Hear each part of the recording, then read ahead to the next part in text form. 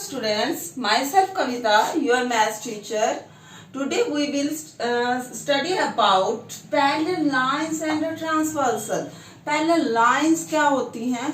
ऐसी लाइंस जो एक दूसरे से कभी नहीं मिलती, मतलब उनके बीच की डिस्टेंस इक्वल रहती है, हर लेवल पे उनके बीच की डिस्टेंस इक्वल रहती है, वो हम पहले ही पढ़ चुके हैं। अब ट्रांसवर्सल क्या है? उन पैरेलल लाइंस को, दो पैरेलल लाइंस को एक कोई दूसरी लाइन जो इंटरसेक्ट करती है उसे बोलते हैं ट्रांसवर्सल। अब देखिए, एम और एन दो पैरेलल लाइंस हैं। एन एक लाइन इंटरसेक्ट कर रही है, उसे किन किन पॉइंट्स पे, पी और क्यू पॉइंट पे इंटरसेक्ट कर रही है, तो एन लाइन को क्या बोलेंगे? ट्रांसवर्सल। यस, हम पढ़ेंगे पैरेलल लाइंस की प्रॉपर्टीज पढ़ेंगे, उनके बारे में। सबसे पहले कोरस्पॉन्डिंग एंगल्स। कोरस्पॉन्डिंग एंगल्स कौन से होते हैं? जब दो पैरेलल लाइंस को कोई ट्रांसवर्सल इंटरसेक्ट करती है तो उनके कोरस्पॉन्डिंग एंगल कौन कौन से होते हैं। जैसे इस लाइन के ऊपर जो एंगल बना है एंगल 1, इसे मैंने नेमिंग दे दी एंगल 1, और ये angle 2। Angle 1 equal to angle 2। दोनों लाइंस के एक ही ओर, दोनों लाइन के एक ओर, जो ट्रांसवर्सल के एक ओर, अगर हमने ऊपर वाला लिया तो ऊपर वाले एंगल के ही इक्वल होगा। एंगल 1 किसके इक्वल है? एंगल 2 के। ऐसे ही एंगल 3 किसके इक्वल है? एंगल 4 के। Angle 3 is equal to angle 4। और कौन कौन से इक्वल आ सकते हैं? अगर ऊपर वाले लिए तो नीचे वाले भी इक्वल है। Angle 5 is equal to angle 6। Angle 5 is equal to angle 6। Angle 7 is equal to angle 8. These all are called corresponding angles. मतलब जो ट्रांसवर्सल के एक ही ओर बनते हैं उन लाइंस के द्वारा एंगल, उन्हें बोलते हैं corresponding angles. Alternate interior angles. Alternate interior angle कौन से होते हैं? बहुत इजी है उन्हें देखना। Alternate interior angle, जेड बेटा सभी ने देखा होगा, जेड शेप लाइक दिस। अब इसमें जेड शेप कौन सी आ रही है? देखो, अगर हम इसे रिपीट कर दें तो ये जेड शेप आ रही है।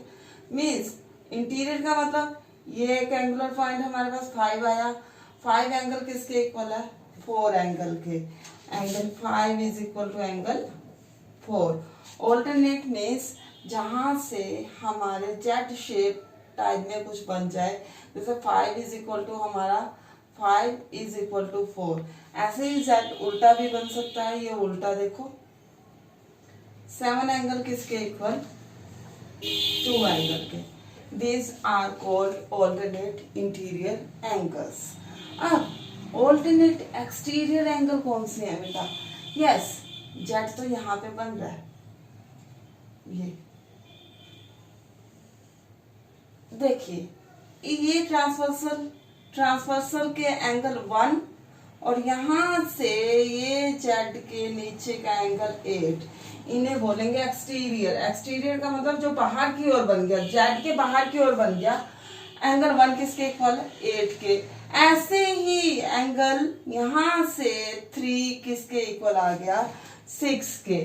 मीन्स आपके पास दो प्रॉपर्टीज आ गई ऑल्टरनेट से रिलेटेड, एक तो इंटीरियर और दूसरा एक्सटीरियर। इंटीरियर का मतलब क्या होगा? जो अंदर की ओर होगा। एक्सटीरियर का मतलब जो होगा बाहर की ओर। अब बात आती है कॉन्जिक्यूटिव इंटीरियर एंगल। इंटीरियर का मतलब क्लियर हो गया कि वो अंदर की ओर होंगे। कॉन्जिक्यूटिव इंटीरियर एंगल, या जिसे अलाइड एंगल्स भी बोलते हैं, या जिसे को इंटीरियर एंगल भी बोलते हैं, कुछ भी बोल दो, नाम अलग अलग, काम एक ही। काम क्या है उनका? एक। जैसे ये दोनों हमारे पैरेलल लाइन, ये ट्रांसवर्सल इंटरसेक्ट कर रही है। In that case angle 7 plus angle 4 is equal to 180 degree. These are called consecutive interior angle, या जिन्हें बोलते हैं को इंटीरियर एंगल। अलाइड का बहुत रेयर यूज किया जाता है। इन दो वर्ड्स का हम ज्यादातर यूज करते हैं, angle 7 plus angle 4 is equal to 180 और angle 5 plus angle 2 is equal to 180 degree. Yes बेटा, सबसे पहले हमने लाइंस के बारे में रीड किया था, एंगल्स के बारे में रीड किया था। एंगल्स के बारे में हमने देखा कि हमारे कौन कौन से एंगल आ रहे थे, एक्यूट एंगल कौन से है, हमारे ऑब्ट्यूज कौन से हैं, स्ट्रेट एंगल कौन से हैं। आज हमने पैरेलल लाइंस के बारे में रीड किया। यस, आपने अब इन टॉपिक्स को अच्छे से क्लियर करने हैं, दोबारा से इसे करके देखेंगे, या जितनी ज्यादा प्रैक्टिस करोगे उतना ही तुम्हारे क्वेश्चंस में निखार आएगा। निखार आना मतलब वो आप अपने आप भी उनको क्वेश्चन को देखते ही आपको सॉल्यूशन अपने आप मिलेंगे। मीन्स आपको बेसिक्स पे ध्यान देना है। यस, अगेन कॉरस्पॉन्डिंग एंगल्स कौन से होते हैं? जब दो पैरेलल लाइंस को अगर एक ट्रांसवर्सल कट करती है तो उसके एक ही ओर के एंगल को हम कॉरस्पॉन्डिंग एंगल्स बोलते हैं। यस,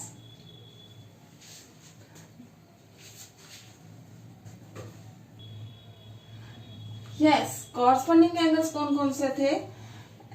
दो पैरेलल लाइंस को एक ट्रांसवर्सल इंटरसेक्ट कर रही है, इन दैट केस एक ही ओर के angle 1 is equal to angle 2, ऐसे ही angle 3 is equal to angle 4। ये कौन से एंगल है? कॉरस्पॉन्डिंग।